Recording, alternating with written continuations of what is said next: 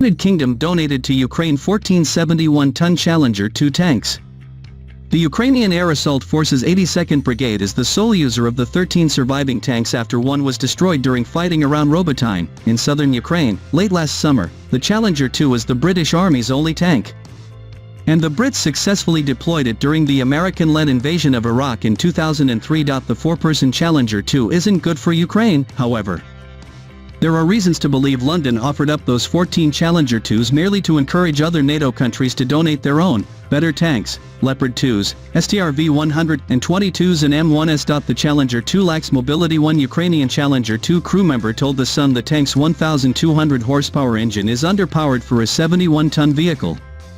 Challenger 2s often get bogged down in Ukraine's soft soil and need towing by other Challengers or engineering vehicles. In the heat of combat, when towing isn't always possible, a stuck Challenger 2 is a vulnerable Challenger 2. Its protection is lacking since its first combat campaign, in Bosnia in the 1990s. The Challenger 2 in British service always has deployed with add-on armor on the sides of the hull and the lower frontal plate.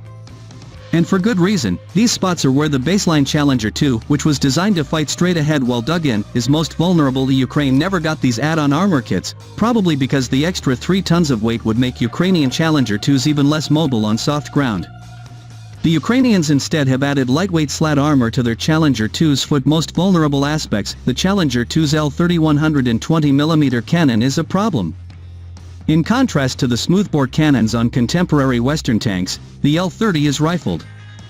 Its ammunition isn't compatible with other tank guns, so the Ukrainians must maintain a separate logistical system just to keep 13 Challenger 2s shooting, while a smoothbore L44 tank cannon has a useful life of up to 1,500 rounds. A rifled L30A1 wears out after 500 rounds.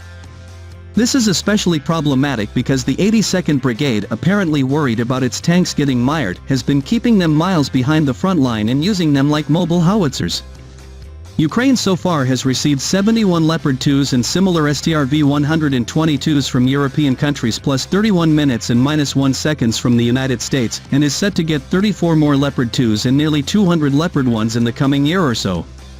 But even these tanks are outnumbered by the many hundreds of Soviet-style T-64s and T-72s that comprise the bulk of the Ukrainian Armor Corps. All that is to say, 14, now 13, Challenger 2s amount to a rounding error in Ukraine's order of battle. They barely are worth the effort to maintain and arm them. Oh, and to tow them when they get stuck.